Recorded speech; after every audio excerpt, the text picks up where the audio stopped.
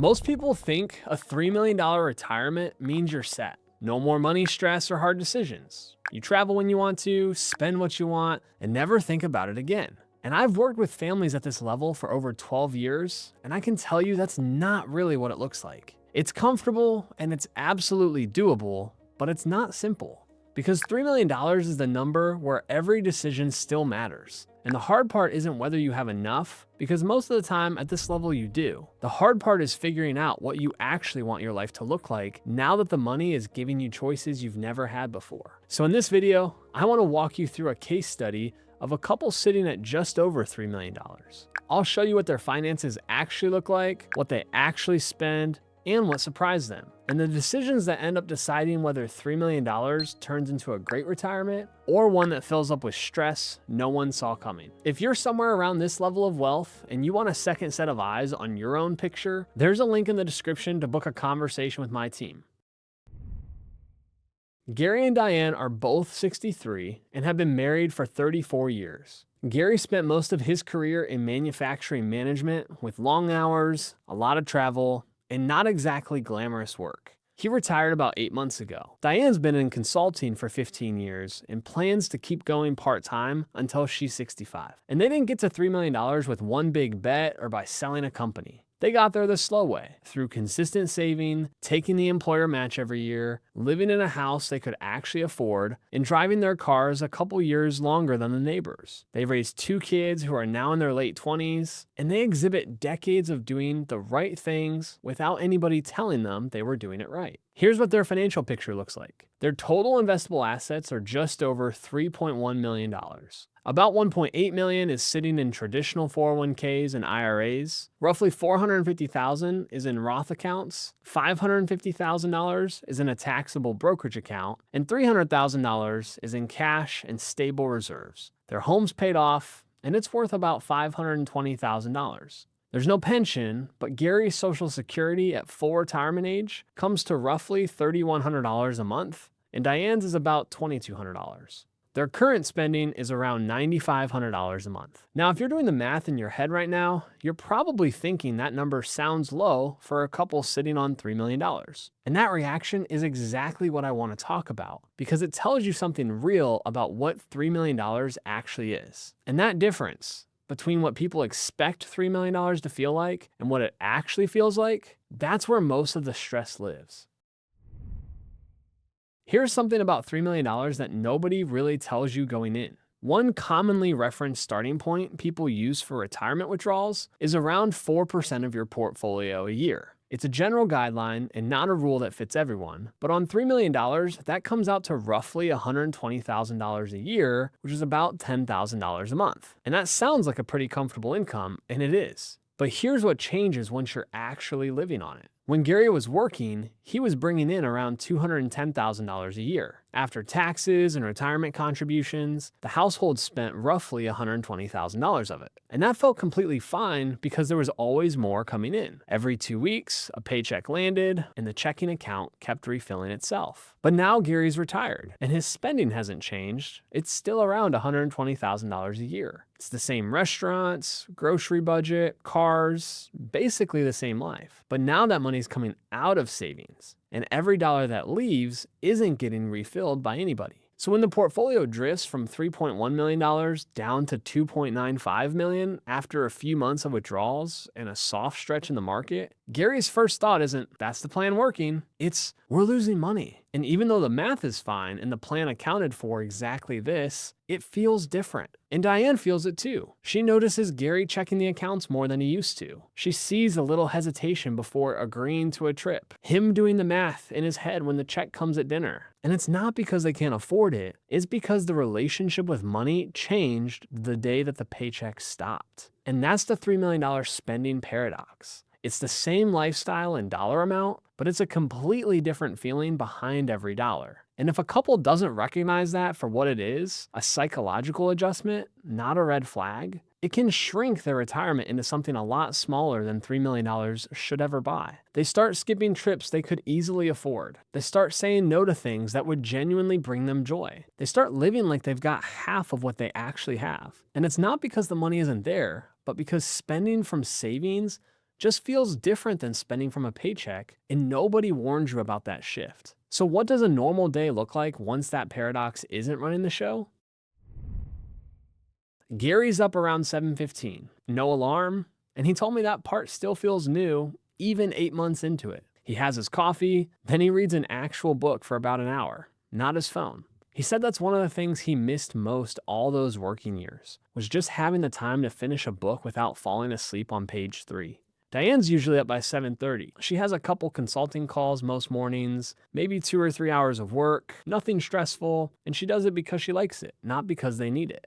They'll eat lunch together most days, sometimes at home, sometimes at a place they like nearby. They're not eating out somewhere expensive every day. It's the same spots they went to before Gary retired. In the afternoons, Gary's usually working on something around the house or at the gym. He started walking 3 miles a day after retiring, which he never had time for before. And Diane wraps up work, maybe runs errands, meets a friend. Once or twice a week, they'll watch their grandkids for the afternoon, and that's not a financial decision. That's just the whole reason they wanted this in the first place. Their dinners are usually at home, but out maybe once or twice a week. Nothing extravagant. They're in bed by 10. And that's what a $3 million retirement looks like on a Tuesday. It's not a yacht. It's not a first-class trip every month. It's coffee, a book, lunch together, grandkids, and a walk. And Gary said something that stuck with me. He said, I thought retirement would feel bigger, but it just feels quieter. And I think quiet is what I actually wanted. That's what $3 million buys. It's not a fantasy, but a life with enough margin to be quiet when you want it to be. Now, the day-to-day is comfortable, but the planning decisions at this level are still real because $3 million is enough to build a great retirement and not enough to survive bad planning. Here's something I've noticed after doing this for 12 years. The financial world doesn't really talk to families like Gary and Diane. Articles and videos either focus on people who don't have enough and how to catch up, how to save more, how to stretch a small portfolio, or they focus on people with $10 million plus and estate tax minimization, trust structures, managing the burden of serious wealth. But families sitting at $3 million fall right in the middle, and almost nobody speaks to them directly. Gary told me he'd spent hours watching retirement content online and never once found something that felt like his situation. The not enough videos made him feel like he should just be grateful and stop worrying, and the extreme wealth videos made him feel like he didn't have a real problem. But he does have a real planning challenge. It's just a different one. At $3 million, Gary and Diane aren't going to run out of money if they make reasonable decisions. But they can absolutely turn a great retirement into just an okay one. And that difference over 25 years usually isn't one big mistake. It's a pile of small, uncoordinated ones. Pulling from the wrong account in the wrong year. Not managing their income around a threshold that they may or may not have known existed. Helping their kids in a way that feels affordable today,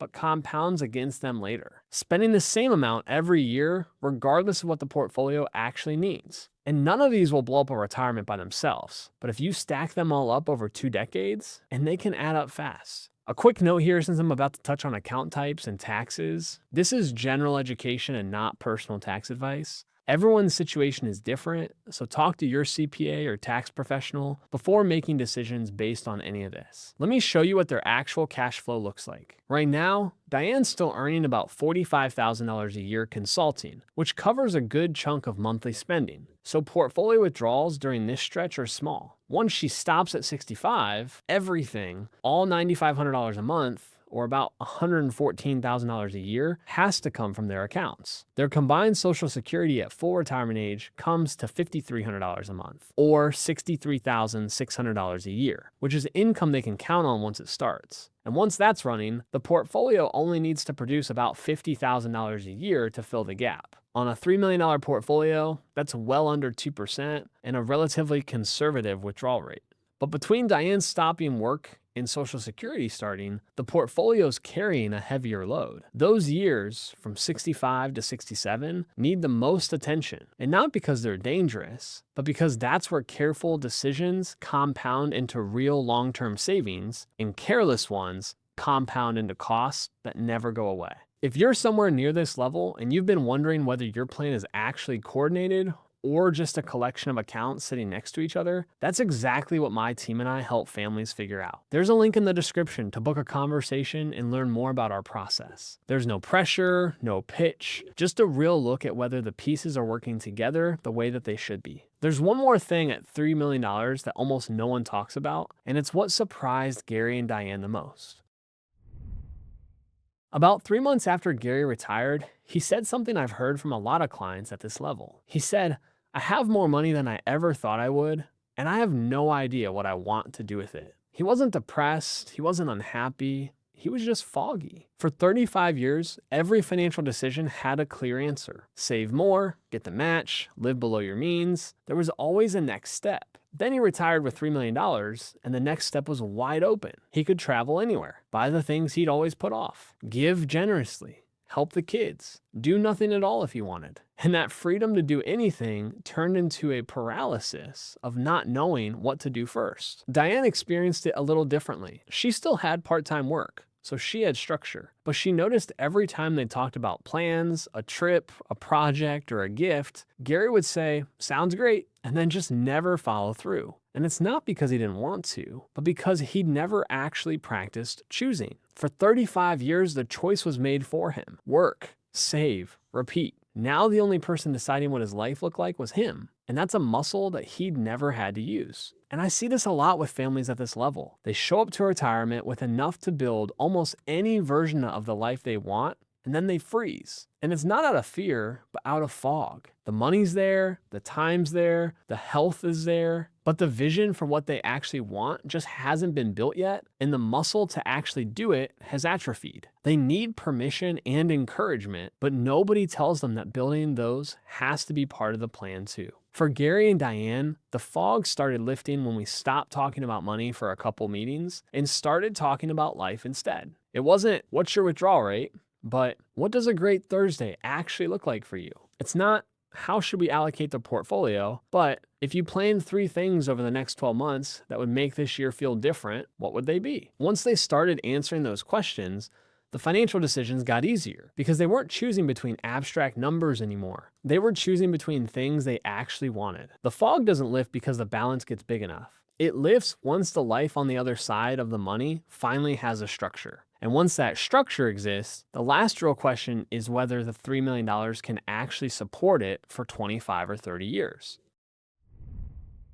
Right now, Diane's still bringing in about $45,000 a year, so withdrawals on their portfolio are small. Once she fully retires at 65, their full spending, which is about $114,000 a year, has to come from their accounts. For those 2 years, from 65 to 67, the portfolio is carrying the whole load. That's roughly $228,000 in total withdrawals over that stretch, which is a significant amount, but it's manageable on a $3 million base. At 67, the Social Security starts for both of them, and combined, that's roughly $64,000 a year. Once that's running, the portfolio only needs to produce about $50,000 a year to fill the gap. On $3 million, that's a withdrawal rate around 1.6%, which is generally considered conservative, and under reasonable, non-guaranteed growth assumptions, a portfolio at that withdrawal rate would have a reasonable chance of holding its value or growing over time in this situation, meaning that Gary and Diane could potentially spend $9,500 a month for decades and still have a meaningful portfolio left. Again, that's an illustration and not a guarantee of any kind. But their money doesn't need to perform any miracles. It doesn't need a perfect market. It just needs reasonable growth and some discipline.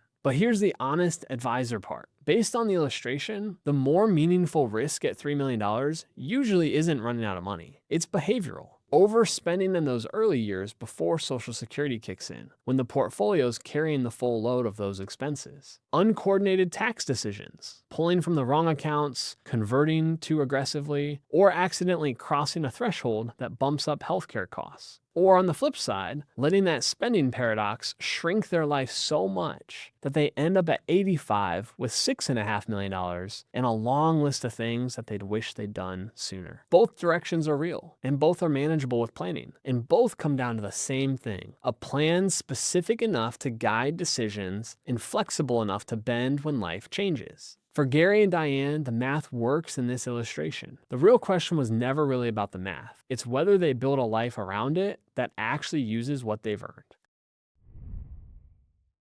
It's not yachts. It's not first class every flight. It's not thinking about money again.